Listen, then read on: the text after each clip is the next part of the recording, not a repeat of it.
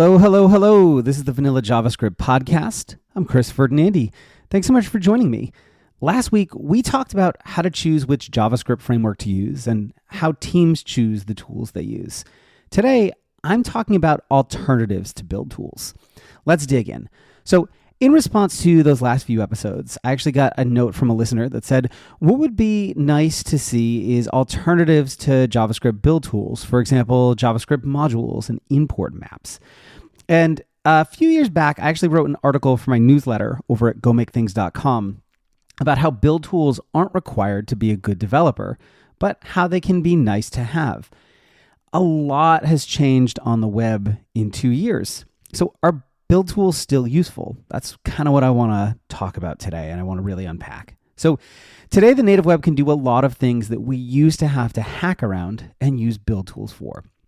You can create modular JavaScript files and import just the parts you need using ES modules. And I'll link an article on kind of getting started with those down in the show notes.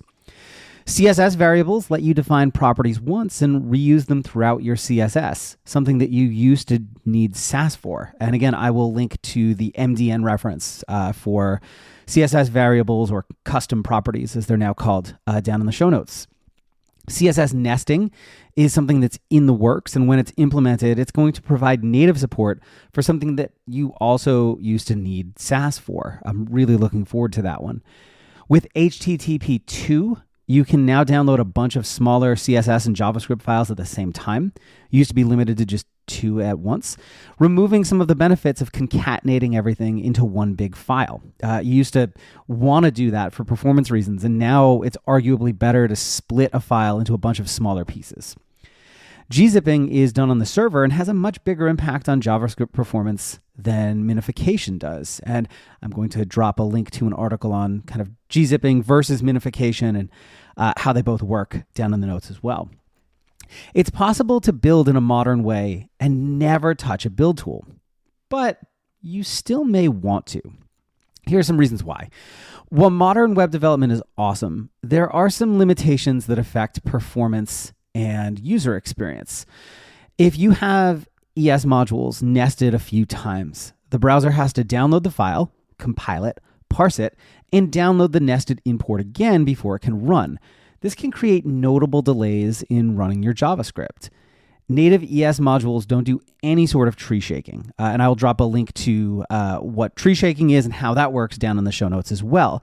If you're not familiar with tree shaking, though, just at a really high level, it's the process of when building a file from a bunch of ES imports. A lot of build tools now will drop out any files that aren't or any functions or variables rather in those files that aren't needed or used. So the file that you get out ends up being potentially smaller than the files you import in. If you import one function from a file with dozens of functions in it, though, just using straight up native ES modules, the browser is still downloading all dozen of those functions, even though it's only using one.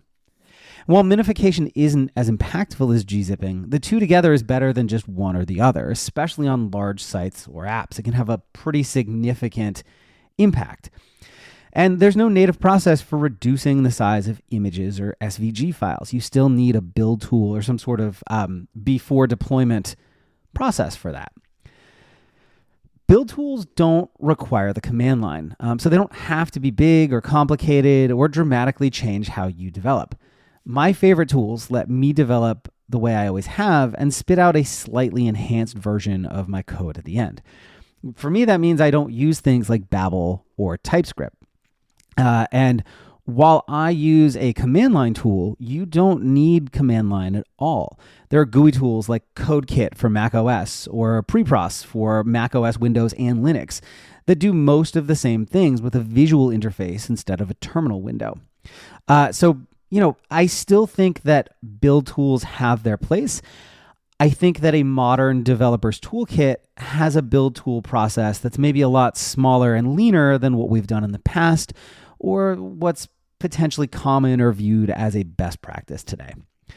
If you're ready to make this year the year that you master JavaScript, head on over to gomakethings.com, where you can access a ton of learning resources, including free projects, lessons, books, courses, workshops, and my daily developer newsletter. That's it for today. See you next time. Cheers.